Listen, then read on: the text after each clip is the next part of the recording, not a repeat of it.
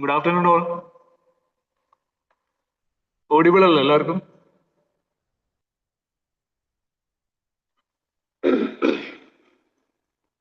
Okay. Screen visible അല്ലേ? Problem ഒന്നുമില്ലല്ലോ?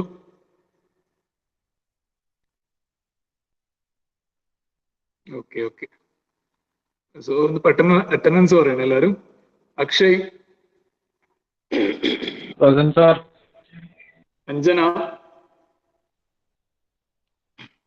Anusree, Present, sir. Ashna, Present, sir. Akshay, sorry Ashwin,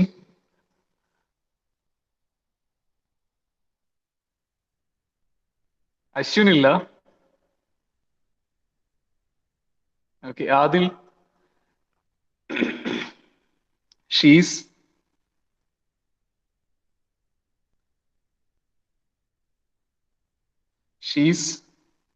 Roshni,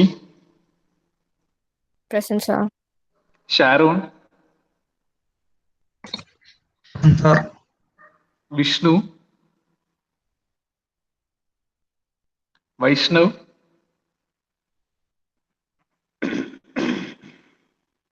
Vaishnav ഇല്ല. ആബ്സെന്റ് ആയിരുന്നു ഇവര് മൂന്നുപേരും. അശ്വിൻ, ഷീസ്, വൈഷ്ണവ് ഉണ്ടായിട്ടില്ല ഇന്ന്.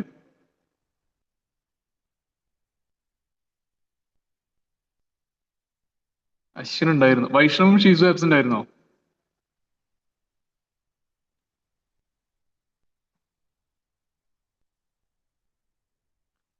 She's absent. വൈഷ്ണവോ?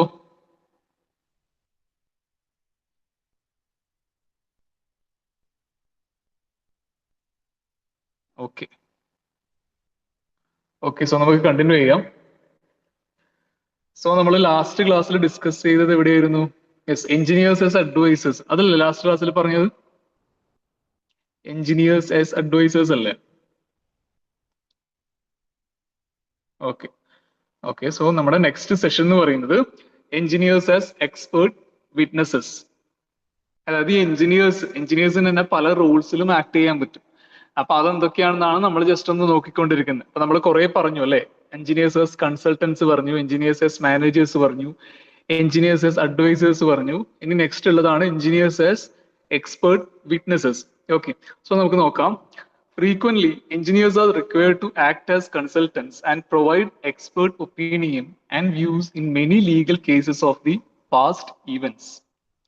They are required to explain the causes of accidents, malfunctions, and other technological behavior of structures, machines, and instruments. For example, personal injury while using an instrument, defective product, traffic accident, structure or building collapse, and damage to the property are some of the cases where testimonies are needed. Okay. അപ്പൊ ഈ എഞ്ചിനീയേഴ്സിന് തന്നെ act ചെയ്യാൻ പറ്റുന്ന മറ്റൊരു റോളാണ് ഈ expert witnesses എന്ന് പറയുന്നത്. ഓക്കെ. അതായത് ഇപ്പം നമ്മൾ പറഞ്ഞില്ലേ, എഞ്ചിനീയേഴ്സ് കൺസൾട്ടൻസ് ആയിട്ട് ഹയർ ചെയ്യാറുണ്ട് എഞ്ചിനീയേഴ്സിന് അല്ലെ? അതാണ് കൺസൾട്ടിങ് എഞ്ചിനീയേഴ്സ് എന്ന് പറഞ്ഞത്. നമ്മൾ കഴിഞ്ഞ ക്ലാസ്സിൽ ഡിസ്കസ് ചെയ്തിട്ടുള്ളതാണ്. അപ്പൊ ആ ഒരു പെർട്ടിക്കുലർ പൊസിഷനിൽ എത്തിക്കഴിഞ്ഞാൽ, ദാറ്റ് ഈസ് കൺസൾട്ടിങ് എഞ്ചിനീയർ എന്നുള്ള ആ ഒരു പൊസിഷനിൽ അപ്പോയിന്റ്മെന്റ് ചെയ്തു കഴിഞ്ഞാൽ അവർക്ക് തന്നെ ആ കമ്പനിയായിട്ട് അവർക്ക് എന്താണ്, അവരുടെ റെസ്പോൺസിബിലിറ്റി ആണ് ആ കമ്പനിയായിട്ട് റിലേറ്റഡ് ആയിട്ട് വരുന്ന ഇഷ്യൂസിന് എക്സ്പ്ലനേഷൻ കൊടുക്കുക എന്നുള്ളത് അല്ലെ? അതായത് അവരെ ആ കമ്പനി ഹയർ ചെയ്യുന്നത് എന്തിനു വേണ്ടിയിട്ടാണ്? അവർക്കൊരു എക്സ്ട്രാ അഡ്വൈസ് അല്ലെങ്കിൽ അവർക്കൊരു എക്സ്ട്രാ നോളജ്, ഒരു എക്സ്ട്രാ ഹെൽപ്പിന് വേണ്ടിയിട്ടാണ് നമ്മൾ കൺസൾട്ടൻസിനെ അപ്പോയിന്റ്മെന്റ് ചെയ്യുന്നത് അല്ലെ? അതല്ലേ നമ്മൾ കഴിഞ്ഞ ക്ലാസ്സിൽ പറഞ്ഞു. എഞ്ചിനീയേഴ്സിന് വെക്കുന്നതിന്റെ മെയിൻ റീസൺ തന്നെ അതാണ്. ഒരു എക്സ്ട്രാ അഡ്വൈസ് അല്ലെങ്കിൽ ഒരു എക്സ്ട്രാ നോളജ്, ഒരു എക്സ്ട്രാ ഹോസ്റ്റ് ചെയ്യുന്നു. റെഗുലർ കമ്പനിയായിട്ട് എന്തൊരു ഇഷ്യൂ ഉണ്ടായാലും അല്ലെങ്കിൽ എന്തൊരു പ്രോബ്ലം ഉണ്ടായാലും അതിനെ സ്റ്റാൻഡർഡൈസ് ചെയ്യുന്ന രീതിയിൽ, അതിനെ ജസ്റ്റിഫൈ ചെയ്യുന്ന രീതിയിൽ നല്ല എവിഡന്റ് ആയിട്ടുള്ള എക്സ്പ്ലനേഷൻ കൊടുക്കുക അല്ലെങ്കിൽ വ്യൂ പോയിന്റ് കൊടുക്കുക എന്നുള്ളത് ആ ഒരു കൺസൾട്ടൻസിന്റെ, ആ ഒരു കൺസൾട്ടിങ് എഞ്ചിനീയേഴ്സിന്റെ റെസ്പോൺസിബിലിറ്റിയാണ്. ഓക്കെ. അതായത് ഇപ്പം ആ കമ്പനിയായിട്ട് റിലേറ്റഡ് ആയിട്ട് എന്തെങ്കിലും ഒരു പ്രശ്നം നടന്നു എന്ന് വിചാരിക്കാം. കമ്പനിയിലെ എംപ്ലോയിക്ക് എന്തെങ്കിലും ഒരു കമ്പനി കാരണം എന്തെങ്കിലും ഒരു ഇഷ്യൂ ഉണ്ടായി, അല്ലെങ്കിൽ വേറെ ഏതെങ്കിലും തരത്തിൽ കമ്പനിക്ക് ഒരു പ്രശ്നം ഉണ്ടായി, അതൊരു കേസിന്റെ രീതിയിലേക്ക് വന്നു കഴിഞ്ഞാൽ ഈ കൺസൾട്ടൻസിന്റെ റെസ്പോൺസിബിലിറ്റിയാണ് എന്ത് എന്ന് പറയുന്നത്? ആ സംഭവത്തിന് കമ്പനീനെ ജസ്റ്റിഫൈ ചെയ്യുന്ന ഇതിൽ, ആ സംഭവത്തിന്റെ പേരിൽ ഉണ്ടാവുന്ന കേസിൽ കമ്പനീനെ ജസ്റ്റിഫൈ ചെയ്ത് സംസാരിക്കുക അല്ലെങ്കിൽ അതിനെ കമ്പനീനെ ജസ്റ്റിഫൈ ചെയ്യുന്ന രീതിയിലുള്ള വ്യൂസ് പ്രൊവൈഡ് ചെയ്യുക അല്ലെങ്കിൽ എക്സ്പ്ലനേഷൻ പ്രൊവൈഡ് ചെയ്യുക എന്നുള്ളത് ഈ ഒരു കൺസൾട്ടിങ് എഞ്ചിനീയേഴ്സിന്റെ ഉത്തരവാദിത്തമാണ്. ഓക്കെ, അതായത് എന്താണ്, മറ്റൊരു രീതിയിൽ പറഞ്ഞാൽ അതൊരു കൈൻഡ് ഓഫ് വിറ്റ്നസിങ് അല്ലേ, സാക്ഷി പറയലല്ലേ അത് ഒരു രീതിയിൽ നോക്കിക്കഴിഞ്ഞാൽ.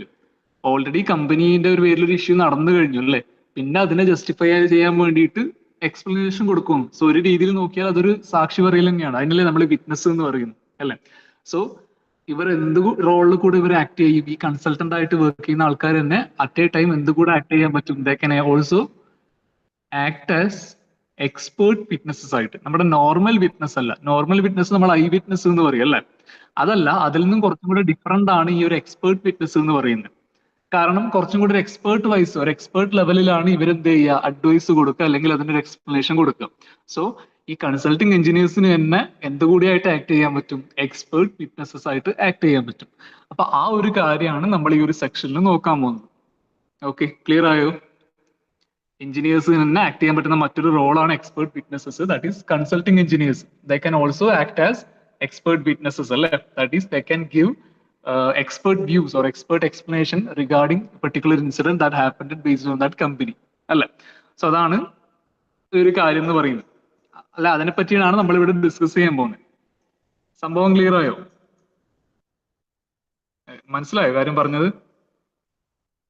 ഓക്കെ ഓക്കെ ഓക്കെ, അപ്പൊ നമുക്ക് നോക്കാം.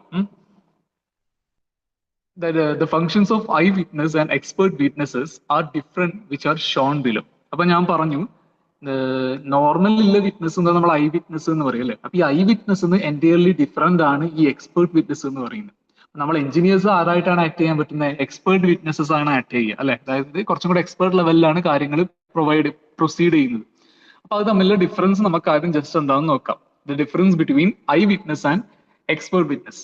So you can see here, eye witness എന്ന് പറഞ്ഞാൽ നോർമലി എന്താണ്, അവര് എന്താണ്, they gives evidence only on what has been seen or heard actually, that is perceived facts ആണ്. ഐ വിറ്റ്നസ്സസ് എപ്പോഴും പ്രൊവൈഡ് ചെയ്യുന്നത് പെർസീവ്ഡ് ഫാക്ട്സ് ആണ് അല്ലെ, അതായത് ഇപ്പം സംഭവം നടക്കുമ്പോൾ അവർ ആ സ്ഥലത്ത് ഉണ്ടായിട്ടുണ്ടാവും അല്ലെ, അപ്പൊ ആ സമയത്ത് അവർ കണ്ട കാര്യം എന്താണ്, അല്ലെങ്കിൽ ആ സമയത്ത് അവര് മാത്രമേ അവർക്ക് എക്സ്പ്ലെയിൻ ചെയ്യാൻ പറ്റുള്ളൂ അല്ല. അങ്ങനെ സാക്ഷി വിറ്റ്നസ് ചെയ്യുന്നതിനെയാണ് നമ്മൾ ഐ വിറ്റ്നസ് എന്ന് നമ്മൾ നോർമലി പറയാറ് അല്ലെ. നേരെ മറിച്ച് നമ്മൾ അതിന്റെ എക്സ്പേർട്ട് വിറ്റ്നസ് ലെവലിലേക്ക് വന്നാൽ ഇവർ കുറച്ചും കൂടെ എക്സ്പേർട്ട് ലെവലിലാണ് കാര്യങ്ങൾ ഹാൻഡിൽ ചെയ്യുക. That is they gives expert view on the facts in their area of expertise. അപ്പൊ നമ്മൾ ഓൾറെഡി പറഞ്ഞാണ്, ഈ കൺസൾട്ടിങ് എഞ്ചിൻ ആ ഒരു പൊസിഷനിൽ വരുന്ന ആൾ എന്ന് പറയുന്നത് കുറച്ചും കൂടെ ഒരു എക്സ്ട്രാ നോളജും ഒരു എക്സ്ട്രാ ലെവലിൽ നിൽക്കുന്ന ഒരു പെർട്ടിക്കുലർ വ്യക്തിത്വമായിരിക്കും അല്ലെ. അപ്പൊ അങ്ങനെയുള്ള ഒരാൾക്ക് എന്ത് ചെയ്യാൻ പറ്റും, അവരുടെ എക്സ്പെർട്ടൈസ് ആയിട്ടുള്ള ആ ഫീൽഡിനെ പറ്റിയിട്ട് നല്ല രീതിയിൽ ഒരു വ്യൂ കൊടുക്കാൻ വേണ്ടിയിട്ട് അവർക്ക് പറ്റും എപ്പോഴും അല്ലെ. സോ അതുകൊണ്ട് തന്നെ അവർ കൊടുക്കുന്ന എക്സ്പ്ലനേഷൻ ഇതുപോലെ തന്നെയായിരിക്കും, ആ ഒരു സ്റ്റാൻഡേർഡ് ലെവൽ കീപ്പ് ചെയ്തുകൊണ്ട് തന്നെയായിരിക്കും. They gives only expert views on the facts in their area of expertise. Okay, പിന്നെയുള്ളത് they interprets the facts in terms of cause and relationship, cause and effect relationship. ആ നടന്ന സംഭവത്തിനെ പറ്റിയിട്ടും അതേപോലെ അതുകൊണ്ട് ഉണ്ടായിട്ട് പിന്നീട് ഉണ്ടായ എഫക്ട്, അതിനെ നല്ല രീതിയിൽ ജസ്റ്റിഫൈ ചെയ്തത് അല്ലെ, അതിനെ പരസ്പരം അങ്ങോട്ടും റിലേറ്റ് ചെയ്തുകൊണ്ട് നല്ല രീതിയിൽ കാര്യങ്ങൾ പ്രസന്റ് ചെയ്യാൻ പറ്റുന്ന ആൾക്കാരാണ് ഈ ഒരു എക്സ്പേർട്ട് വിറ്റ്നസ് എന്ന് പറയുന്നവർ. ഓക്കെ, ആൻഡ് അതുപോലെ view of the opposite side and also reports on the professional standards, especially on the precautions when the product is made or the service is provided. അപ്പോ opposite സൈഡിൽ നിൽക്കുന്ന ആളുണ്ടാവും അല്ലെ, ഇപ്പൊ company ആയിട്ട് related ആയിട്ട് എന്തെങ്കിലും ഒരു പ്രശ്നം നടന്നാൽ അതിന്റെ ഓപ്പോസിറ്റിൽ നിൽക്കുന്ന ആളുണ്ടാവും. അപ്പോ അവർക്കെതിരെ അല്ലെ, അവർക്ക് എതിരായിട്ടുള്ള രീതിയിൽ നല്ല രീതിയിൽ കമന്റ്സ് വ്യൂ ചെയ്യുക അല്ലെ, പ്രസന്റ് ചെയ്യുക, അതുപോലെ തന്നെ നല്ല രീതിയിൽ സ്റ്റാൻഡർഡൈസ് ആയിട്ട് ആ കാര്യങ്ങൾ പ്രൊവൈഡ് ചെയ്യുക അല്ലെങ്കിൽ പ്രൊസീഡ് ചെയ്യാൻ എക്സ്ട്രാ ഒരു എബിലിറ്റി ഇല്ല, പൊട്ടൻഷ്യൽ ഉള്ള ആൾക്കാരായിരിക്കും ഈ ഒരു എക്സ്പേർട്ട് വിറ്റ്നസ് എന്ന് പറയുന്നത്. നമ്മുടെ നോർമൽ ഐ വിറ്റ്നസിന്റെ കേസുമായിട്ട് കമ്പയർ ചെയ്യുമ്പോൾ എൻറ്റയർലി ഡിഫറെന്റ് ആണ് ഈ ഒരു എക്സ്പേർട്ട് വിറ്റ്നസ് എന്നുള്ളത്. ഓക്കെ, സോ നമ്മൾ എഞ്ചിനീയേഴ്സ് ആരായിട്ടാണ് ആക്ട് ചെയ്യാന്നാണ് പറയുന്നത്, ഈ ഒരു എക്സ്പേർട്ട് വിറ്റ്നസ്സസ് ആയിട്ട് പല സിറ്റുവേഷനിലും ആക്ട് ചെയ്യാറുണ്ടെന്നാണ് പറയുന്നത്. Okay, so that is A major difference between eye witness and expert witness. Okay, just ഒരു റെഫറൻസിന് വേണ്ടി പറഞ്ഞു എന്നേ ഉള്ളൂ, നിങ്ങൾ മനസ്സിലാക്കിയാൽ മതി. എഞ്ചിനീയേഴ്സ് ആക്ട് ചെയ്യുന്നത് എക്സ്പേർട്ട് വിറ്റ്നസ്സസ് ആയിട്ടാണ് ആക്ട് ചെയ്യുക കേട്ടോ, അത് മനസ്സിലാക്കിയാൽ മതി. ഓക്കെ, ഓക്കെ അല്ലേ?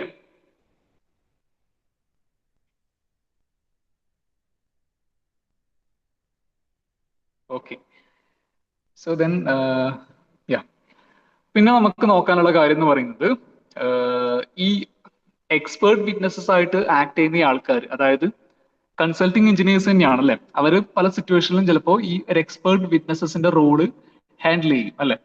പക്ഷേങ്കിൽ അങ്ങനെ ആ ഒരു റോള് ആക്ട് ചെയ്യുന്ന സമയത്ത് തന്നെ അല്ലെങ്കിൽ ഹാൻഡിൽ ചെയ്യുന്ന സമയത്ത് തന്നെ ഇവര് അതിനെ മിസ്യൂസ് ചെയ്യുന്ന രീതിയിൽ പല കാര്യങ്ങളും ഇവർ ചെയ്യാനുള്ള ചാൻസ് ഉണ്ട്. അതായത് ആ ഒരു എക്സ്പേർട്ട് വിറ്റ്നസ് എന്ന് പറയുന്ന ആ ഒരു പൊസിഷൻ ഇല്ലേ, അതിനെ മിസ്യൂസ് ചെയ്യുന്ന രീതിയിൽ അല്ലെങ്കിൽ അതിനെ അബ്യൂസ് ചെയ്യുന്ന രീതിയിൽ ഇവര് പല കാര്യങ്ങളും പല ആക്ടിവിറ്റീസും ചെയ്യാനുള്ള ചാൻസ് ഉണ്ട്. അപ്പൊ അതെന്തൊക്കെയാണെന്നാണ് നമ്മൾ നെക്സ്റ്റ് ഇനി നോക്കാൻ പോകുന്നത്. ഏതൊക്കെ രീതിയിലാണ് ഈ എക്സ്പേർട്ട് വിറ്റ്നസസ് അവരുടെ ആ ഒരു പൊസിഷനെ അബ്യൂസ് ചെയ്യുന്നത് അല്ലെങ്കിൽ അവരുടെ ആ ഒരു പൊസിഷനെ മിസ്യൂസ് ചെയ്യുന്നുള്ള ഒരു കാര്യം. Okay, the engineers who act as expert witnesses are likely to abuse their positions in the following manners. Okay, so first one എന്ന് പറയുന്നത് hired guns. So നമുക്ക് നോക്കാം. Mostly lawyers hire engineers to serve the interest of their clients.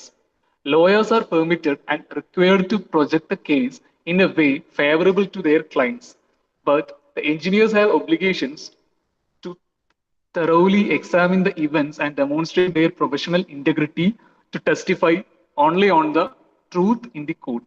They do not serve the clients of the lawyers directly. The hired guns forward white lies and distortions as demanded by the lawyers. They even withhold the information or shade the fact to favor their clients. ഇപ്പൊ hired ഗണ്ണിലുള്ള കാര്യം, അത് exact word meaning നിങ്ങൾ നോക്കണ്ട കേട്ടാ, അത് നോക്കുമ്പോൾ ചിലപ്പോൾ ഒരു മാച്ച് ആയിട്ട് തോന്നില്ല. അപ്പൊ ഹയേർഡ് ഗൺ എന്ന് വെച്ചാൽ ഇവിടെ ഈ ഒരു കോണ്ടെക്സ്റ്റിൽ അതെന്താ മീൻ ചെയ്യുന്നതെന്ന് വെച്ചാല്, ഇപ്പം നമ്മുടെ ലോയേഴ്സ് ഇല്ലേ, നമ്മുടെ വക്കീലന്മാരില്ലേ, ഇപ്പൊ ഈ വക്കീലന്മാര് നമ്മുടെ എഞ്ചിനീയേഴ്സിനെ പലപ്പോഴും ഹയർ ചെയ്യാറുണ്ട്. അതായത് ഈ ഒരു എക്സ്പേർട്ട് അഡ്വൈസിന് വേണ്ടിയിട്ട് അല്ലെങ്കിൽ ഈ ഒരു കൺസൾട്ടന്റിന്റെ ആ പൊസിഷനിലേക്ക് നമ്മുടെ ഈ ലോയേഴ്സ് പലപ്പോഴും എന്ത് ചെയ്യാറുണ്ട്, എഞ്ചിനീയേഴ്സിന് അല്ലെങ്കിൽ ആ ഒരു എക്സ്പേർട്ട് വിറ്റ്നസിന്റെ പൊസിഷനില്ലേ, ആ ഒരു പൊസിഷനിൽ വർക്ക് ചെയ്യാൻ വേണ്ടിയിട്ട് ഈ ലോയേഴ്സ് എഞ്ചിനീയേഴ്സിനെ ഹയർ ചെയ്യാറുണ്ട്. ഓക്കെ, അപ്പൊ ഒരു ലോയറിനെ സംബന്ധിച്ചിടത്തോളം അയാളുടെ കയ്യിലുള്ള കേസ് വിജയിക്കുക എന്നുള്ളതാണ് അയാളുടെ ഏറ്റവും വലിയ ലക്ഷ്യം എന്ന് പറയുന്നത് അല്ലെ. അതായത് അയാളുടെ ഹാൻഡിൽ ചെയ്യുന്ന ആ കേസിന്റെ ക്ലയന്റ് ഉണ്ടാവും. അപ്പൊ ആ ക്ലയന്റിനെ രക്ഷിക്കുക, സേവ് ചെയ്യുക, അല്ലെങ്കിൽ ആ ക്ലയന്റിനെ വിജയിക്കുന്ന രീതിയിലുള്ള കാര്യങ്ങൾ മാത്രമേ ആ ലോയർ ചെയ്യുള്ളൂ. ആ ക്ലയന്റിന് ഫേവറബിൾ ആയിട്ടുള്ള കാര്യങ്ങൾ മാത്രമേ ആ ലോയർ ചെയ്യുള്ളൂ അല്ലെ. അപ്പോ നേരെ മറിച്ച് നമ്മുടെ ഈ ഒരു എക്സ്പേർട്ട് വിറ്റ്നസസിനെ നോക്കുകയാണെങ്കിൽ നിങ്ങൾ ശ്രദ്ധിക്കണേ പറയുന്ന കാര്യം, എക്സ്പേർട്ട് വിറ്റ്നസ് എന്ന് പറഞ്ഞാൽ ഞാൻ പറഞ്ഞു നടന്നിട്ടുള്ള കാര്യങ്ങളെ പറ്റിയിട്ട് വളരെ എക്സ്പേർട്ട് ആയിട്ടുള്ള ലെവലിൽ അല്ലെങ്കിൽ വളരെ സ്റ്റാൻഡർഡൈസ് ആയിട്ട് കറക്റ്റ് ആയിട്ടുള്ള കാര്യങ്ങൾ മാത്രം ജസ്റ്റിഫൈ ചെയ്യുന്ന ആൾക്കാരാണ് ഈ ഒരു എക്സ്പേർട്ട് വിറ്റ്നസ് എന്ന് പറയുന്നത്. ട്രൂത്ത് മാത്രമേ അവർ കൊടുക്കുള്ളൂ, കാരണം അത്രയും എക്സ്പേർട്ട് ആ ലെവലിലുള്ള ആൾക്കാരല്ലേ. സോ ഫോൾസ് ആയിട്ടുള്ള ഒരു കാര്യങ്ങളും കൊടുക്കാതെ വളരെ നടന്നിട്ടുള്ള കാര്യങ്ങൾ ഒന്നും അങ്ങോട്ടും ഇങ്ങോട്ടും അതിനോട് കൂട്ടിച്ചേർക്കാതെ കറക്റ്റ് ആയിട്ടുള്ള രീതിയിൽ പ്രസന്റ് ചെയ്യുന്ന ആൾക്കാരാണ് ഈ ഒരു എക്സ്പേർട്ട് വിറ്റ്നസ് എന്ന് പറയുന്നത് അല്ലെ. പക്ഷേ ഇങ്ങനെ ഇവരൊരു പെർട്ടിക്കുലർ ലോയറിന്റെ അണ്ടറിൽ വർക്ക് ചെയ്യുന്ന സമയത്ത് ആ ലോയർ ഒബ്വിയസ് ആയിട്ട് എന്ത് ചെയ്യാനുള്ള ചാൻസ് ഉണ്ട്, അയാളുടെ ക്ലയന്റിന് ഫേവറബിൾ ആവുന്ന രീതിയിൽ കാര്യങ്ങൾ ചെയ്യും. അപ്പൊ അതിനനുസരിച്ച് ആ എക്സ്പേർട്ട് വിറ്റ്നസസിനും ആ ലോയർ പറയുന്ന അനുസരിച്ച് ചെയ്യേണ്ടതായിട്ട് പലപ്പോഴും വരാറുണ്ട്, പല സിറ്റുവേഷൻസും വരും അല്ലെ. കാരണം ആ ലോയറിന്റെ അണ്ടറിലാണല്ലോ ഈ ഒരു എക്സ്പേർട്ട് വിറ്റ്നസ് വർക്ക് ചെയ്യുന്നത്. അപ്പോ അയാൾ പറയുന്ന രീതിയിൽ ചിലപ്പോൾ അങ്ങോട്ടും ഇങ്ങോട്ടും കുറെ കള്ളങ്ങളോ അല്ലെങ്കിൽ കുറെ ലീഗൽ ആയിട്ടുള്ള കാര്യങ്ങളൊക്കെ ചിലപ്പോൾ ചെയ്യേണ്ടി വന്നേക്കാം. ഓക്കെ, അപ്പൊ ആ ഒരു സിറ്റുവേഷൻ എന്ന് പറയുന്നത് ആക്ച്വലി എന്താണ്, ഇവരുടെ പൊസിഷൻ അബ്യൂസ് ചെയ്യല്ലേ ചെയ്യുന്നത്. കാരണം എക്സ്പേർട്ട് വിറ്റ്നസ് എന്ന് പറയുന്നത് നമ്മൾ അത്രയും സ്റ്റാൻഡേർഡിൽ കാണുന്ന ഒരു പൊസിഷനാണ്, എക്സ്പേർട്ട് ലെവലിലുള്ള ആൾക്കാരാണ്, എക്സ്പേർട്ട് ആയിട്ടുള്ള വ്യൂ കൊടുക്കുന്ന ആൾക്കാരാണ് നടന്ന കാര്യങ്ങളെ പറ്റിയിട്ട് അല്ലെ. പക്ഷെ അവർ ഈ വക്കീലന്മാരോട് പറയുന്നതിനനുസരിച്ച് അതിനനുസരിച്ച് മുന്നോട്ട് പോയാൽ ഇല്ലീഗൽ ആയിട്ടുള്ള കാര്യങ്ങൾ ചെയ്യുകയാണെങ്കിൽ അത് ആക്ച്വലി എന്താണ്, ക്ലിയർലി എന്താണ്, ഇവരുടെ പൊസിഷൻ അബ്യൂസ് ചെയ്യുന്ന ഒരു പ്രവൃത്തി തന്നെയാണ് അല്ലെ. സോ അതാണ് ആ ഒരു ഫസ്റ്റ് കേസ് എന്ന് പറയുന്നത്, ഹയേർഡ് ഗൺസ് എന്ന് പറയുന്നത്. ഓക്കെ, അവരെ തന്നെ അവരുടെ ഒരു പൊസിഷനെ ഒരു രീതിയിൽ അബ്യൂസ് ചെയ്യും. അതായത് ഈ വക്കീലന്മാർ ലോയേഴ്സ് പറയുന്നതിനനുസരിച്ച് അവർ മൂവ് ചെയ്യും, ഇവരുടെ കാര്യങ്ങൾ എന്ത് ചെയ്യും, ഇവര് കറക്റ്റായിട്ട് ചെയ്യുന്നതിന് പകരം അവർ പറയുന്നതിനനുസരിച്ച് മൂവ് ചെയ്യുന്ന ഒരു സിറ്റുവേഷൻ. അതാണ് ആ ഒരു ആക്ച്വലി മീൻ ചെയ്യുന്നത്. ക്ലിയർ ആയോ? ഇവരുടെ പൊസിഷനെ അബ്യൂസ് ചെയ്യുന്ന ഒരു മെത്തേഡ്, ഒരു രീതി എന്ന് പറയുന്നത് ഹയേർഡ് ഗൺസ് ആണ്. ക്ലിയർ ആയോ? ഹയേർഡ് ഗൺസ് എന്ന് പറയുന്നത് ഇവര് ഹയർ ചെയ്യുന്ന ആൾക്കാരല്ലേ, ലോയേഴ്സ് ഹയർ ചെയ്യുന്നതല്ലേ. സോ അതുമായിട്ട് റിലേറ്റ് ചെയ്യുന്ന രീതിയിലാണ് ആ ഒരു നെയിം അവിടെ വന്നിട്ടുള്ളത്. Okay okay. Then second one എന്ന് പറയുന്നത് മണി ബയേഴ്സ് ആണ്. അത് നമുക്കൊക്കെ ജനറലി അറിയുന്ന കാര്യം തന്നെയാണ്. That is consultants may be influenced considerations gain reputation and make A Fortune. അത് നമുക്ക് അതിപ്പോ എല്ലാ ഫീൽഡിലും നമ്മൾ കാണുന്ന തന്നെയാണ് അല്ലെ. പലപ്പോഴും എന്തുണ്ടാവാനുള്ള ചാൻസ് ഉണ്ട്, ഇവരെന്തേലും ആരെങ്കിലും ഇവർക്ക് എന്താണ് ഫിനാൻഷ്യലി എന്തെങ്കിലും ഓഫർ ചെയ്യുന്ന സമയത്ത്, എക്കണോമിക്കലി ഇവർക്ക് ബെനിഫിറ്റ് ഉണ്ടാകുന്ന രീതിയിൽ ക്യാഷോ വല്ലതോ ഓഫർ ചെയ്യുമ്പം ഇവർ അത് ആക്സെപ്റ്റ് ചെയ്തുകൊണ്ട് അവരുടെ ആ സൈഡിനോട് ചേരുന്ന ഒരു സിറ്റുവേഷൻ, അതാണ് ആക്ച്വലി മണി ബൈസ് എന്നതുകൊണ്ട് ഉദ്ദേശിക്കുന്നത്. കാരണം ഇവര് കറക്റ്റ് ആയിട്ടുള്ള കാര്യങ്ങൾ മാത്രമല്ല ഇവരെപ്പോഴും എക്സ്പ്ലെയിൻ ചെയ്യാൻ പാടില്ല അല്ലെ. അങ്ങനെ കൊടുക്കുന്ന ആൾക്കാരാണല്ലോ എക്സ്പെർട്ട് വിറ്റ്നസ് എന്ന് പറയുന്നത്. അപ്പൊ അത് ചെയ്യേണ്ടതിന് പകരം ഇവർ ഓപ്പോസിറ്റ് സൈഡിലുള്ള ആൾ ഇവർക്ക് എന്തെങ്കിലും പൈസ ഓഫർ ചെയ്യുമ്പോൾ അതിനനുസരിച്ച് ഇവര് ചെയ്യുന്ന പ്രവൃത്തിയോട് ജസ്റ്റിഫൈ ആവാത്തൊരു സിറ്റുവേഷൻ വരുന്നില്ലേ. അപ്പൊ അതും എന്താണ്, ഇവരുടെ പൊസിഷനോട് ചെയ്യുന്ന ഒരു അബ്യൂസ് തന്നെയാണ് അല്ലെ. ഇവരെ പൊസിഷൻ ആക്ച്വലി മിസ്യൂസ് ചെയ്യും അല്ലെ. അപ്പൊ ഇങ്ങനെ മണീന്റെ പേരിൽ ചെയ്യുന്ന ആ ഒരു മിസ്യൂസ്, അതാണ് ആ രണ്ടാമത്തെ കേസ് മീൻ ചെയ്യുന്നത്, മണി ബയസ് എന്നതുകൊണ്ട് ഉദ്ദേശിക്കുന്നത്. ഓക്കെ, ദെൻ തേർഡ് വൺ എന്ന് പറയുന്നത് ഈഗോ ബയേഴ്സ് ആണ്. ദാറ്റ് ഈസ് ഈ പേഴ്സണൽ ഈഗോസിന്റെ പേരിൽ ഉണ്ടാവുന്ന മിസ്യൂസ് അല്ലെങ്കിൽ അബ്യൂസ് ഓഫ് ദെയർ പൊസിഷൻ, അതാണ് ആ ഒരു തേർഡ് കേസ് എന്ന് പറയുന്നത്. That is the assumption that the one side is innocent and the other side is guilty is responsible for this behavior. An inordinate desire to serve one's client and get name and fame is another reason for this bias. അത് just ഒരു example പറഞ്ഞാണ്. അതായത് ഇപ്പം ഏതെങ്കിലും ഒരു particular റോയലിന് അണ്ടറിലായിരിക്കും ഇവർ work ചെയ്യുക അല്ലെ. അപ്പൊ ആ ലോയറിന്റെ അടുക്ക വരുന്ന ക്ലയന്റിന് ഫേവറബിൾ ആവുന്ന രീതിയിൽ ഇവര് ആ ലോയർ എന്തായാലും കാര്യങ്ങൾ പ്രൊസീഡ് ചെയ്യും അല്ലെ. അപ്പോ എക്സ്പേർട്ട് വിറ്റ്നസസ് അതിനനുസരിച്ച് എന്ത് ചെയ്യും, ചിലപ്പോ അതേപോലെ തന്നെ ഫോളോ ചെയ്യാനുള്ള ചാൻസ് ഉണ്ട് അല്ലെ. കാരണം ചിലപ്പോ കറക്റ്റ് ആയിട്ടുള്ള സൈഡ് എന്ന് പറയുന്നത് ഓപ്പോസിറ്റുള്ള ആൾക്കാരായിരിക്കും. ഈ ഒരു പെർട്ടിക്കുലർ വക്കീലിന്റെ ഓപ്പോസിറ്റുള്ള ആൾക്കാരാണ് ചിലപ്പോൾ കറക്റ്റ് ആയിട്ടുള്ളവർ, അവരുടെ ഭാഗത്തായിരിക്കും ശരി ഉണ്ടാവുക. പക്ഷെ എന്നാൽ കൂടിയും ഇയാൾ വർക്ക് ചെയ്യുന്നത്, ഈ എക്സ്പേർട്ട് വിറ്റ്നസ് വർക്ക് ചെയ്യുന്നത് ഇപ്പുറത്തെ ആളുടെ അണ്ടറിലായതുകൊണ്ട് തന്നെ ഇയാള് സ്വന്തം സൈഡാണ് ഇന്നസെന്റ്, നമ്മളത് മാത്രമാണ് കറക്റ്റ് എന്ന രീതിയിൽ ആ ഒരു തോട്ടിൽ മുന്നോട്ട് പോകുന്ന ഒരു സിറ്റുവേഷൻ, അങ്ങനെ ഒരു തോട്ട് മനസ്സിൽ വെച്ചിട്ട് മുന്നോട്ട് പോകുന്ന ഒരു സിറ്റുവേഷൻ, ദാറ്റ് ഈസ് ഒരു കൈൻഡ് ഓഫ് ഈഗോ ആണ് അല്ലെ. അപ്പൊ അത് ആക്ച്വലി എന്താണ്, ഇവരുടെ പൊസിഷനെ അബ്യൂസ് ചെയ്യുന്ന ഒരു രീതിയായിട്ട് അല്ലെ, ഒരു മെത്തേഡായിട്ട് നമുക്ക് പറയാൻ പറ്റും. പിന്നെ അതുപോലെ തന്നെ സ്വന്തം ക്ലയന്റ് ഇവർക്ക് ഒരുപാട് എമൗണ്ട് ഓഫർ ചെയ്യുമ്പോൾ അല്ലെങ്കിൽ അതല്ലാതെ വേറെ പല മെത്തേഡ്സിലും ഇവർക്ക് എന്തെങ്കിലും ഫേവർ ചെയ്തു കൊടുക്കാന്ന് പറയും. അതായത് ഇവർക്ക് കുറച്ച് ഫേമസ് ആവുക അല്ലെങ്കിൽ ആ രീതിയിലൊക്കെ എന്തെങ്കിലും ഇവർക്ക് ഓഫർ ചെയ്യാന്ന് ക്ലയന്റ് പറഞ്ഞിട്ടുണ്ടെങ്കിൽ അതിനനുസരിച്ച് ഇവർ എന്ത് ചെയ്യും, ഇവരുടെ പൊസിഷനെ അബ്യൂസ് ചെയ്യാനുള്ള ഒരു ചാൻസ് ഉണ്ട്. എല്ലാ ആൾക്കാരും എന്നല്ല, ചില ആൾക്കാർ അങ്ങനെ ചെയ്യാനുള്ള ചാൻസ് ഉണ്ട് ഒബ്വിയസ് ആയിട്ടും അല്ലെ. അപ്പൊ അങ്ങനെ വരുന്ന കേസും എന്താണ്, നമുക്ക് ഈ ഒരു തേർഡ് വണ്ണിൽ പറയാൻ പറ്റുന്ന ഒരു കാര്യമാണ് ഈഗോ ബയസിൽ. അതായത് സ്വന്തം ഒരു ഈഗോക്ക് ഒരു ഇമ്പോർട്ടൻസ് കൊടുക്കാം, എന്റേതായ കാര്യങ്ങൾ മാത്രം, അതായത് എനിക്ക് കുറച്ച് ഫേമസ് ആവാം അല്ലെങ്കിൽ എനിക്ക് കുറച്ച് ഫിനാൻഷ്യൽ ബെനിഫിറ്റ് ഉണ്ടാവും, അങ്ങനെയൊക്കെ ചിന്തിച്ചിട്ട് സ്വന്തം പൊസിഷൻ അബ്യൂസ് ചെയ്യുന്ന ആ ഒരു മെത്തേഡ്, അതാണ് ആ ഒരു ഈഗോ ബയസ് എന്നതൊന്നും ഉദ്ദേശിച്ചിട്ടുള്ളത്. ഓക്കെ, സോ അതും നമുക്ക് ഇതിന്റെ കാറ്റഗറിയിൽ പറയാൻ പറ്റുന്ന ഒരു റീസൺ ആണ്. പിന്നെയുള്ള ലാസ്റ്റ് വൺ എന്ന് പറയുന്നത് സിമ്പതി ബയസ് ആണ്. സോ അതെന്താന്ന് പറഞ്ഞാൽ, sympathy for the victim on the opposite side may upset the testimony. The integrity of the consultants will keep these biases away from the justice. The court also must obtain the balanced view of both sides by examining the expert witnesses of lawyers on both sides to remove a probable bias. അപ്പൊ ഈ ഒരു ഇതെന്താന്ന് വെച്ചാല്, sometimes എന്തുണ്ടാവാം, ഈ expert വിറ്റ്നസസിന് ഓപ്പോസിറ്റുള്ള ആൾക്കാരോട്, അതായത് ഇയാളുടെ നേരെ ഓപ്പോസിറ്റുള്ള ആൾക്കാരുണ്ടാവില്ലേ, ഇപ്പൊ ഒരു കേസ് ആകുമ്പോൾ അങ്ങോട്ട് രണ്ട് സൈഡ് ഉണ്ടാവില്ലേ. അപ്പൊ ഈ എക്സ്പേർട്ട് വിറ്റ്നസിന്റെ നേരെ ഓപ്പോസിറ്റിലുള്ള ആളോട് ഈ എക്സ്പേർട്ട് വിറ്റ്നസിന് എന്തെങ്കിലും രീതിയിലുള്ള ഒരു സിമ്പതി വരുന്ന ഒരു സിറ്റുവേഷൻ, ഒരു സിമ്പതിന്റെ പേരിൽ ചിലപ്പോ ഇയാളുടെ പൊസിഷൻ മിസ്യൂസ് ചെയ്യാനുള്ള ഒരു ചാൻസ് ഉണ്ട്. അതായത് ഇയാളുടെ പദവിയിൽ ഇരുന്നുകൊണ്ട് ഇയാൾ ചെയ്യാൻ പറ്റാത്ത പല കാര്യങ്ങളും ചെയ്യാനുള്ള ഒരു ചാൻസ് ഉണ്ട്, ഒരു സിമ്പതി എവിടെ വർക്ക്ഔട്ട് ആയാലും. അപ്പൊ അങ്ങനെ മിസ്യൂസ് ചെയ്യുന്ന ആ ഒരു രീതിയാണ് ആ നാലാമത്തേത് ആക്ച്വലി മീൻ ചെയ്യുന്നത്, സിമ്പതി ബയസ് എന്നതുകൊണ്ട് ഉദ്ദേശിക്കുന്നത്.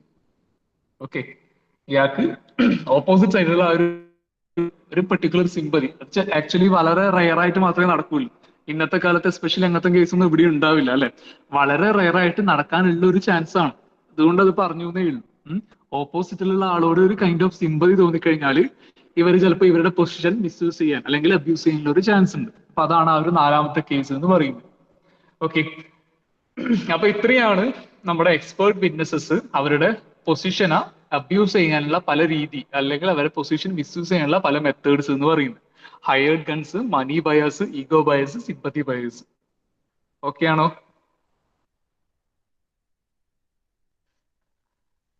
ഓക്കെ ആണോ? സ്പീഡ് ആവുന്നുണ്ടോ?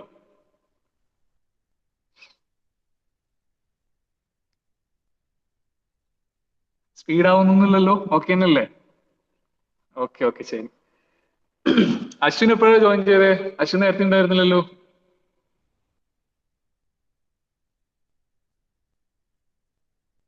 അശ്വിൻ നേരത്തെ ഉണ്ടായിരുന്നോ? ആ ഓക്കെ ഓക്കെ ഓക്കെ. അപ്പൊ അത്രയാണ് എഞ്ചിനീയേഴ്സ് ആസ് എക്സ്പേർട്ട് വിറ്റ്നസ് എന്ന് പറഞ്ഞ സെക്ഷനിൽ പറയുന്നുള്ളൂ കേട്ടോ. സിമ്പിൾ ആണ്. എന്താണ് ആ ഒരു എക്സ്പേർട്ട് വിറ്റ്നസ് എന്നതുകൊണ്ട് മീൻ ചെയ്യുന്നത്, പിന്നെ ആ ഒരു പൊസിഷൻ ഏതൊക്കെ രീതിയിലാണ് ഇവർ അബ്യൂസ് ചെയ്യുന്നുള്ള ഒരു കാര്യം. ഓക്കെ. സോ അങ്ങനെയാണെങ്കിൽ നമുക്ക് ഇനി നമ്മുടെ ലാസ്റ്റ് സെക്ഷനിലേക്ക് മൂവ് ചെയ്യാം. നമ്മുടെ മൊഡ്യൂളിന്റെ ഏറ്റവും അവസാനത്തെ ടോപ്പിക് ആണ്, ദാറ്റ് ഈസ് മോറൽ. ആണ് നമുക്ക് ജനറലി അറിയുന്ന കാര്യങ്ങൾ തന്നെയാണ്. ഇതിലെ കുറച്ച് കാര്യങ്ങൾ. ഓക്കെ. സോ നോക്കാം. Moral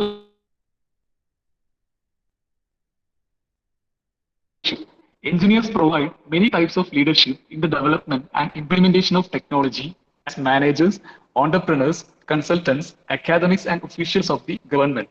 Moral leadership is not merely the dominance by a group.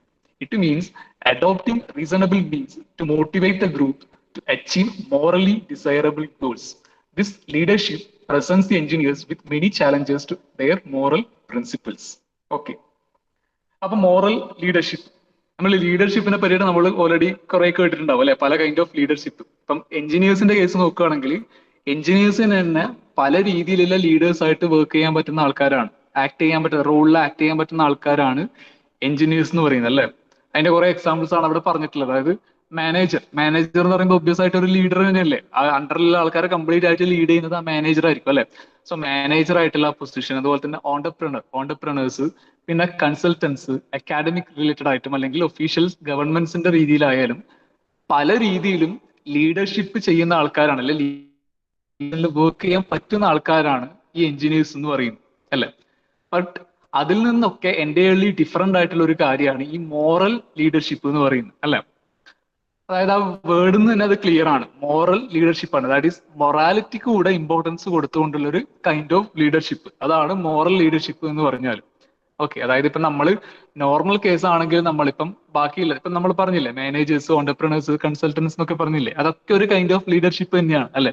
പക്ഷെ അവിടെയൊന്നും ഈ എഞ്ചിനീയേഴ്സ് എന്ത് ചെയ്യണമെന്നില്ല, ഈ മൊറാലിറ്റിക്ക് ഇമ്പോർട്ടൻസ് കൊടുക്കണം എന്ന് ഇവിടെ നിന്ന് കൊടുക്കാനുള്ള ഒരു ചാൻസ് ഇല്ല അല്ലെ. കാരണം മൊറാലിറ്റിക്ക് അവിടെ ഇമ്പോർട്ടൻസ് കൊടുക്കണം ഒരു നിർബന്ധവും. അവരുടെ വർക്ക് ഹോളിക് ആയിട്ട് മാത്രം അവരങ്ങ് പ്രൊസീഡ് ചെയ്യാനുള്ള ചാൻസ് മാത്രമേ ഉള്ളൂ അല്ലെ.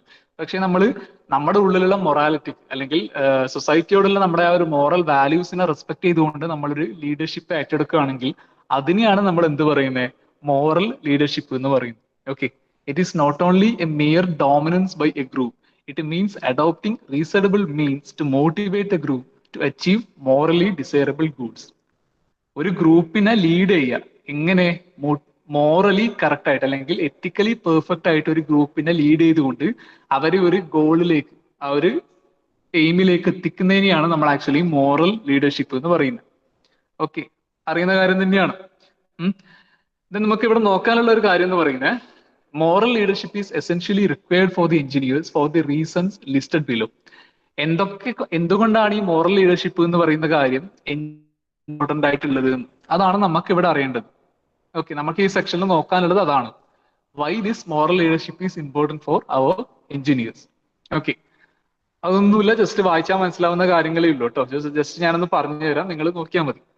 അപ്പൊ എന്തുകൊണ്ടാണ് ഈ എഞ്ചിനീയേഴ്സിന് മോറൽ ലീഡർഷിപ്പ് എന്ന് പറയുന്ന കാര്യം ഇമ്പോർട്ടന്റ് ആയിട്ടുള്ളത്. ഓക്കെ. സോ ഫസ്റ്റ് വൺ നോക്കാം. It is leading a group of people towards the achievement of global and objectives.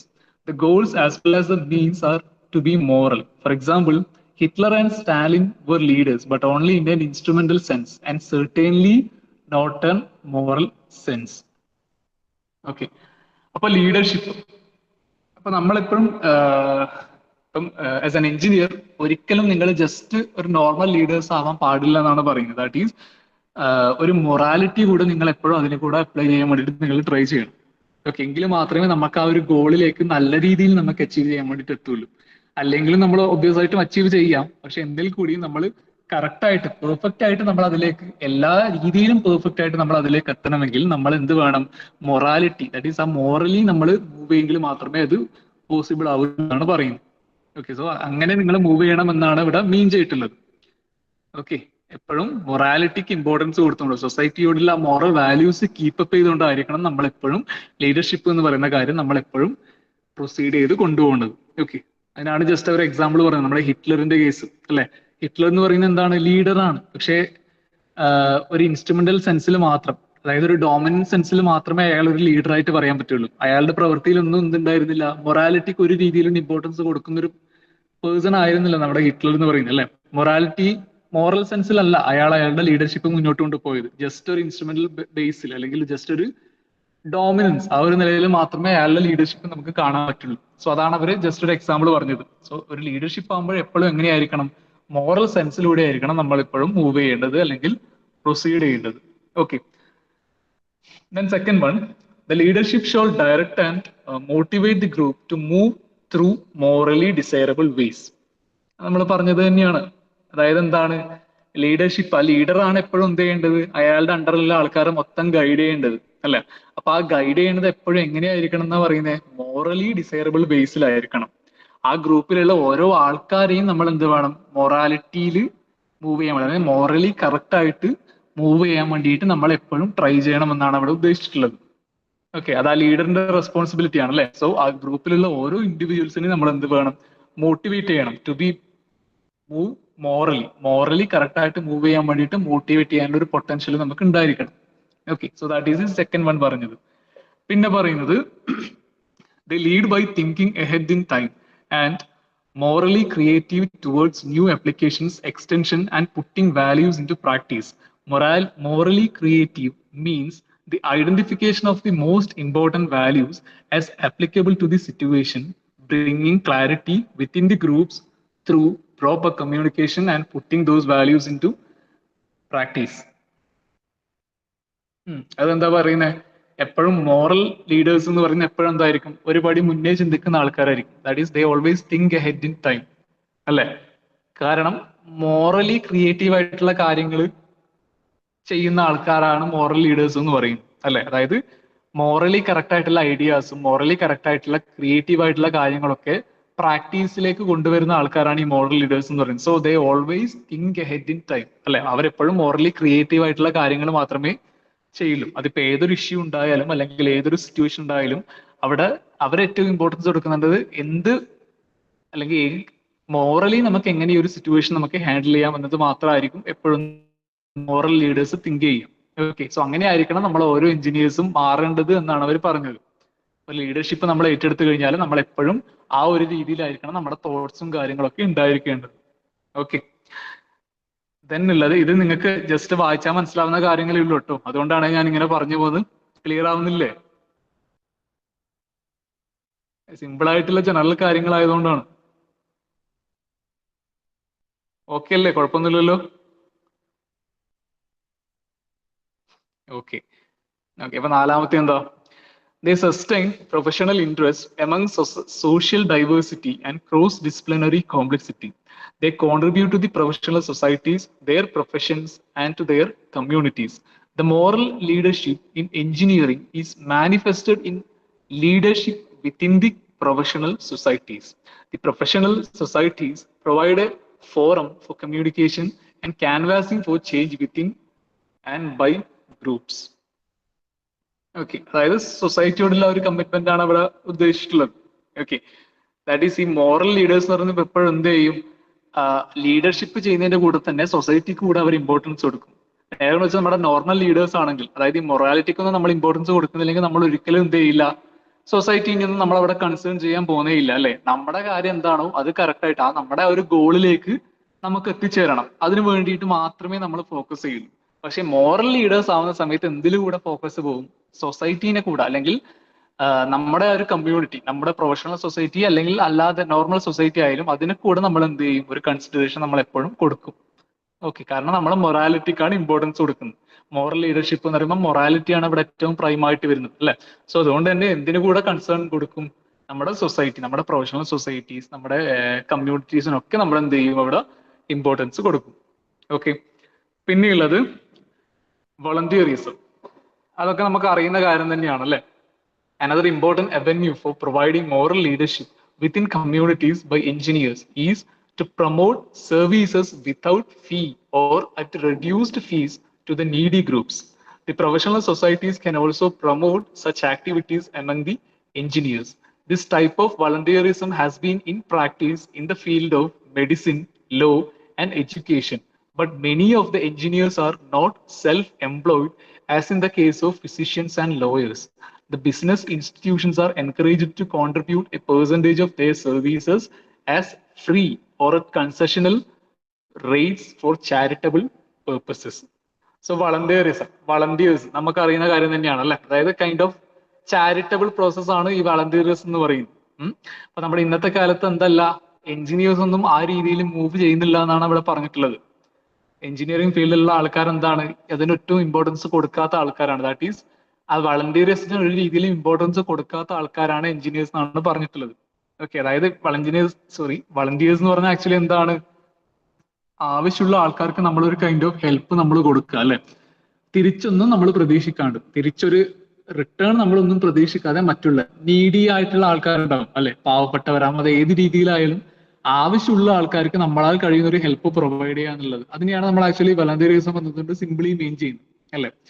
അപ്പോ ആ ഒരു കാര്യത്തിൽ എഞ്ചിനീയേഴ്സ് ഇപ്പോഴും ബാക്കിലോട്ടാണ് എന്നാണ് ഇവിടെ പറഞ്ഞിട്ടുള്ളത്. നേരെ മറിച്ച് നമ്മുടെ മെഡിസിൻ ഫീൽഡ് ആയാലും അല്ലെങ്കിൽ എഡ്യൂക്കേഷൻ ഫീൽഡിലായാലും ഒക്കെ തന്നെ അവിടെയൊക്കെ ഇപ്പൊ എന്തുണ്ട്, ഈ ഒരു ചാരിറ്റി അല്ല, ഈ ഒരു വളണ്ടിയറിസം എന്ന് പറഞ്ഞ ആ ഒരു ആക്ടിവിറ്റി ആക്ച്വലി ഇപ്പം നടന്നുകൊണ്ടിരിക്കുന്നുണ്ട് അല്ലെ? കാരണം നമ്മൾ ശ്രദ്ധിച്ചാൽ മതി, ഇപ്പം പല ഹോസ്പിറ്റൽസും എന്തുണ്ട്, പല ആൾക്കാർക്കും ചെറിയ എമൗണ്ടിലൊക്കെ സർജറീസും അല്ലെ ചെറിയ എമൗണ്ടിലൊക്കെ ചികിത്സയും കാര്യങ്ങളൊക്കെ പ്രൊവൈഡ് ചെയ്യുന്ന ഒരുപാട് ഹോസ്പിറ്റൽസ് നമുക്കറിയാം അല്ലെ? അതുപോലെ തന്നെ ഒരുപാട് എഡ്യൂക്കേഷൻ ഇൻസ്റ്റിറ്റ്യൂഷൻസ് ഉണ്ട്. പാവപ്പെട്ട കഴിവ് കുറവുള്ള കുറെ കുട്ടികൾക്ക് ഫ്രീ ആയിട്ട് എഡ്യൂക്കേഷൻ കൊടുക്കുന്നുണ്ട്, അല്ലെങ്കിൽ ഒരു കുറഞ്ഞ എമൗണ്ടിൽ എഡ്യൂക്കേഷൻ കൊടുക്കുന്ന കുറെ ഇൻസ്റ്റിറ്റ്യൂഷൻസ് നമുക്കറിയാം.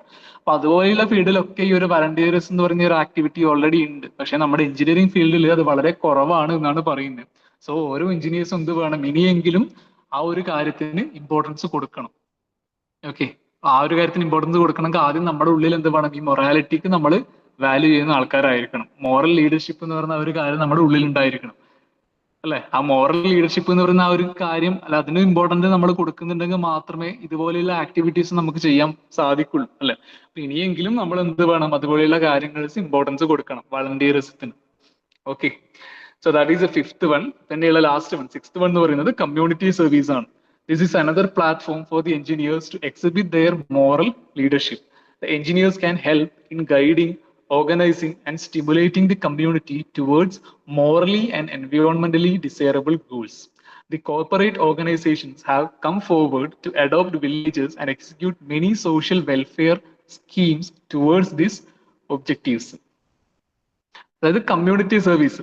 സ്വന്തം കമ്മ്യൂണിറ്റിനെ നമുക്ക് എന്ത് ചെയ്യാൻ പറ്റും, അല്ലെ കമ്മ്യൂണിറ്റിനെയും കൂടെ നമുക്ക് ഹെൽപ്പ് ചെയ്യാൻ പറ്റുന്ന ഒരു ഒരു പ്ലാറ്റ്ഫോം ആണ് ഈ ഒരു മോറൽ ലീഡർഷിപ്പ് എന്ന് പറയുന്നത്. ആ ഒരു മോറൽ ലീഡർഷിപ്പിൽ കൂടെ നമുക്ക് എന്തുകൂടെ ചെയ്യാൻ പറ്റും, നമ്മുടെ കമ്മ്യൂണിറ്റീനെ കൂടെ നമുക്ക് സെർവ് ചെയ്യാൻ പറ്റും, സർവീസ് നമുക്ക് കൊടുക്കാൻ പറ്റും.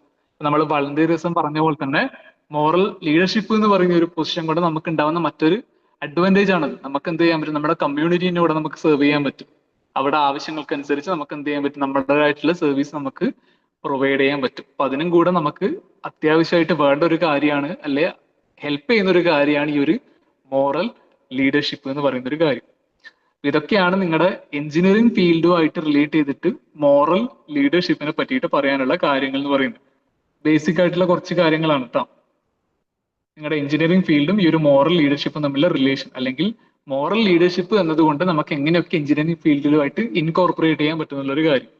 അത്രയാണ് ഈ ഒരു സെക്ഷനിൽ അവർ ഉദ്ദേശിച്ചിട്ടുള്ളത്. ഓക്കെ ആണോ? സിമ്പിൾ ആണ്. ജസ്റ്റ് എന്താണ് മോറൽ ലീഡർഷിപ്പ്, എങ്ങനെയൊക്കെയാണ് അത് എഞ്ചിനീയറിംഗ് ഫീൽഡുമായിട്ട് റിലേറ്റ് ചെയ്യുന്നുള്ള കാര്യം. ഓക്കെ അല്ലേ? പറഞ്ഞു തരണോ? ഒന്നുകൂടെ എക്സ്പ്ലെയിൻ ചെയ്യണോ?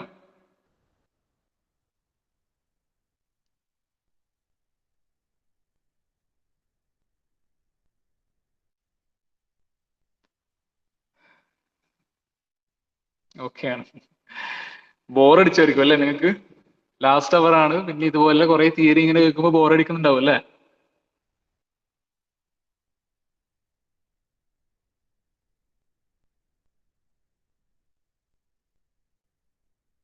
ഓക്കെ വെൽ, സോ അതോടുകൂടെ നമ്മുടെ 5th മൊഡ്യൂൾ കംപ്ലീറ്റ് ആയിട്ടുണ്ട് കേട്ടോ. 5th മൊഡ്യൂളും കംപ്ലീറ്റ് ആയി, നമ്മുടെ സിലബസും കംപ്ലീറ്റ് ആയി കേട്ടോ. എല്ലാം പെട്ടെന്ന് കഴിഞ്ഞു പോയി അല്ലേ. 5 മൊഡ്യൂളേ നമുക്കുള്ളൂ, 5 മൊഡ്യൂളും കംപ്ലീറ്റ് ആയിട്ടുണ്ട്. പെട്ടെന്ന് കഴിഞ്ഞു പോയി, എന്ത് ചെയ്യാനാ. മാക്സിമം ഞാൻ സ്ലോ ആക്കാൻ ശ്രമിച്ചത്, പക്ഷേ കഴിഞ്ഞു പോയി. സ്പീഡായിട്ടുണ്ടായിരുന്നു, നിങ്ങൾക്ക് കുഴപ്പമുണ്ടായിരുന്നു. നമ്മളൊരു മിനിമം ഒപ്റ്റിമം സ്പീഡിലാണ് പോയെന്ന് എനിക്ക് തോന്നുന്നത്. അധികം ഫാസ്റ്റ് ഒന്നും ആയിരുന്നില്ലല്ലോ. ഓക്കെ ഓക്കെ ശരി. അപ്പൊ 5ാമത്തെ മൊഡ്യൂളും കംപ്ലീറ്റ് ആയിട്ടോ. അപ്പൊ നമ്മൾ എന്തൊക്കെയാ പഠിച്ചത് ഇതില്? Multinational corporations. അതിന് കുറെ സമയം നമ്മൾ എടുത്തിട്ടുണ്ടായിരുന്നു അല്ലെ ഈ മൊഡ്യൂൾ കംപ്ലീറ്റ് ചെയ്യാൻ. ഞാൻ കുറെ ആൾക്ക് സബ്സ്റ്റിറ്റ്യൂട്ട് ചെയ്തുകൊണ്ടാണ്, തീരാനുള്ള ആൾക്കാർക്ക് സബ്സ്റ്റിറ്റ്യൂട്ട് ചെയ്തുകൊണ്ടാണ് നമ്മൾ കുറച്ച് ലാഗ് ആയത്. ഓക്കെ, ഇപ്പൊ നമ്മൾ മെയിൻ ആയിട്ടും പഠിച്ച കാര്യങ്ങൾ എന്ന് പറയുന്നത് മൾട്ടിനാഷണൽ കോർപ്പറേഷൻസിനെ പറ്റിയിട്ട് നമ്മളൊരു ഐഡിയ ഉണ്ടാക്കി. ദെൻ എൻവയോൺമെന്റൽ എത്തിക്സും ബിസിനസ് എത്തിക്സും കമ്പ്യൂട്ടർ എത്തിക്സും എന്താണെന്നുള്ള കാര്യം, അതിന്റെ എഫക്റ്റും കാര്യങ്ങളൊക്കെ നമ്മൾ നോക്കിയിട്ടുണ്ടായിരുന്നു അല്ലെ. പിന്നെ ഉള്ളത് എന്താ, എഞ്ചിനീയേഴ്സ് ആക്ട് ചെയ്യുന്ന വാരിയസ് റോൾസ് എന്തൊക്കെയാണെന്നുള്ളത്. That is engineers as managers ഉണ്ട്. അതിന്റെ കൂടെ തന്നെ വരുന്ന ഒരു കാര്യമാണ് മാനേജിങ് കോൺഫ്ലിക്ട്സ് അല്ലെ. എങ്ങനെയാണ് എഞ്ചിനീയേഴ്സ് കോൺഫ്ലിക്ട്സിനെ മാനേജ് ചെയ്യുന്നുള്ള ഒരു കാര്യം. പിന്നെ കൺസൾട്ടിങ് എഞ്ചിനീയേഴ്സും അവരുടെ ഡ്യൂട്ടീസ് എന്തൊക്കെയാണ്. പിന്നെ engineers as expert witnesses and advisers, 2 കേസും നോക്കി. പിന്നെ finally moral leadership. So with that നമ്മുടെ 5th മൊഡ്യൂൾ ഈസ് ഓവർ, നമ്മുടെ സിലബസ് ഈസ് ഓവർ. ഓക്കെ.